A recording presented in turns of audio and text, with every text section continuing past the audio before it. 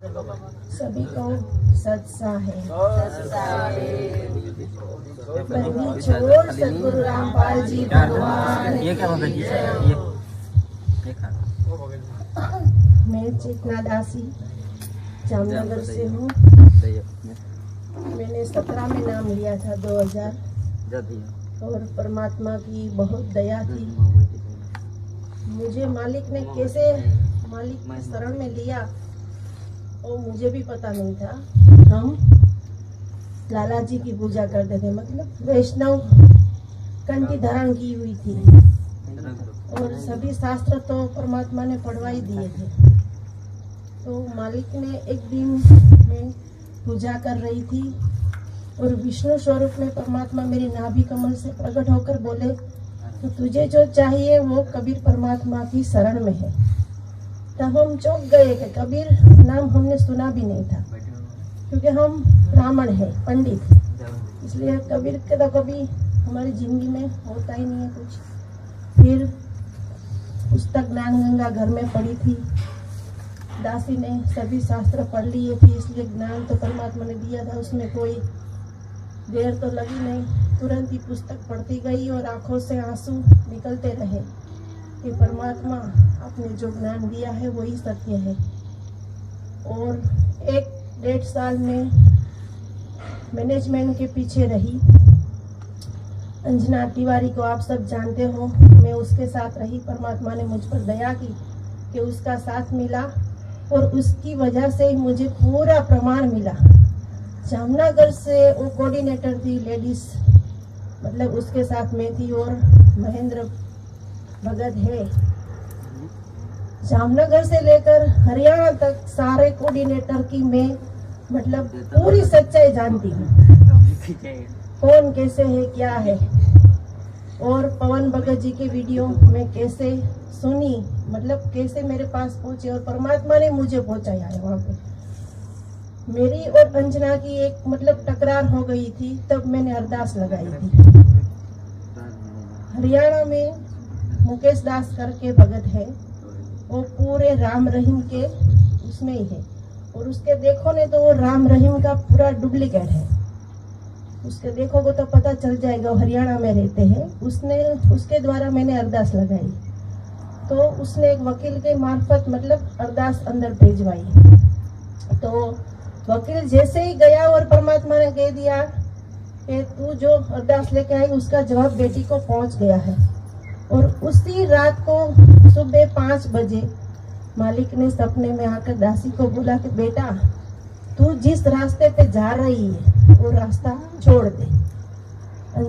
अंजना मेरी जो साथी उसके नाम लिया कि अंजना दीदी अंजना जिस रास्ते पे जाती है वो रास्ता छोड़ दे। तब मुझे समझ में नहीं आया कि परमात्मा का मार्ग मालिक क्यों छोड़ने को कह रहे हैं। फिर भी मैं नहीं समझी तो मालिक ने 1 साल में पूरी मैनेजमेंट की सच्चाई मेरे सामने आ गई। और मालिक की दया से, परमात्मा की दया से जो भी पवन भगत जी जो भी प्रमाण दिखाते हैं ने वो बिल्कुल सही है। क्यों कि मालिक ने जैसे मैंने नाम लिया था 1 ही महीना हुआ था और सुबह रात को जब मेरे पे प्रहार होने लगा काल भगवान का, तो परमात्मा की दया से दासी को वही दाढ़ी मूछ वाले स्वरूप ने ऊपर से आकाश में वो कमल के फूल पर बैठकर आए और उसके पीछे ही गुरु जी दूसरे कमल के रूप मतलब बैठ के आए और वैसी कबीर के रूप जो जिसे पूछते हैं जगत, उसी रूप ने मुझे ये कहा कि यही पूर्ण परमात्मा है। और वो पीछे हट गए और परमात्मा को आगे भेज दिया। ये मेरा खुद का एक साक्षात प्रमाण है। और मालिक सपने में आप जो भी परमात्मा पवन भगत जी जो भी बोलते हैं उसका प्रमाण दासी को पहले परमात्मा करवा देते हैं। इसलिए मालिक की खूब दया है सत्संग के ऊपर और पवन भगत जी के ऊपर, क्योंकि पता नहीं मालिक क्या प्रेरणा करते थे। भाई जब भी लाए आते हैं तो हम पूरा सुनते हैं और एक एक वाणी जो है परमात्मा की दया से हमारे कलेजे पर लगती है। इसलिए इतनी सच्चाई है।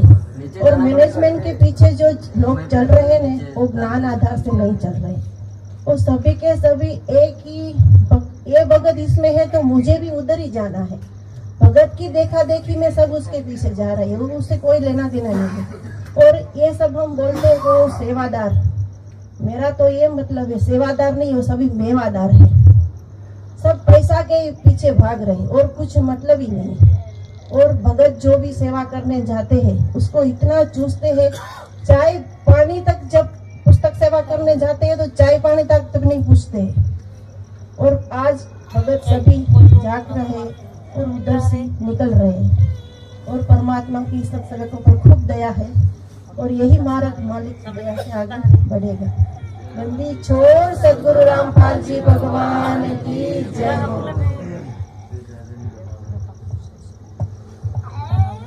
वो बहन ने जो कहा बिल्कुल वो सत्य है, क्योंकि जब वो भाई बहन की अरदास लेके गया परमात्मा के पास, क्योंकि बहन फिर थोड़ी सी दुविधा में आ गई कि परमात्मा ये पवन भगत बता रहा है ये मार्ग सही है या जो वो अंजना बता रही वो मार्ग सही है। तो बहन ने अरदास लगाई। अब वो भाई तो अरदास अंदर लेके गया, परमात्मा को बताया, तो परमात्मा ने जवाब में कहा कि बेटा तू जो अरदास लेके आया है बेटी के पास उसका जवाब पूछ गया। तो वो भाई बाहर आके बहन को फोन किया और बोला बहन एक बात बिल्कुल सही सही बताना। बोले क्या? बोलो क्या तुझे गुरुजी ने उस बात का जवाब दे दिया? क्या तेरे पास वो जवाब आ गया? तो बहन ने कहा कि भाई सुबह 5 बजे परमात्मा ने आके दासी को बता दिया। तो अंतर्यामी कौन हुआ भगत जी? परमात्मा कौन है? फिर ये घटना घटी इन दो के बीच में, परमात्मा ने सार्वजनिक करवानी थी लाखों का विश्वास बढ़ाने के लिए।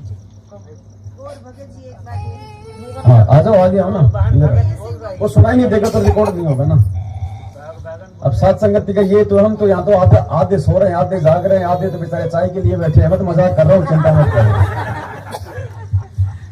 क्षमा करना सभी। परमात्मा ने जब मैं दुविधा में आ गई थी तभी परमात्मा ने रात को सपने में आकर दासी के ऐसा स्वरूप दिखाया और मालिक के हाथ से पवन भगत जी के पूरे वीडियो निकल रहे थे और परमात्मा ने बोला बेटा सच्चाई यही है। फिर दासी ने पवन भगत जी के वीडियो देखना चालू किया था। बंदी छोड़ सदगुरु रामपाल जी भगवान की, ये पूरा प्रमाण है।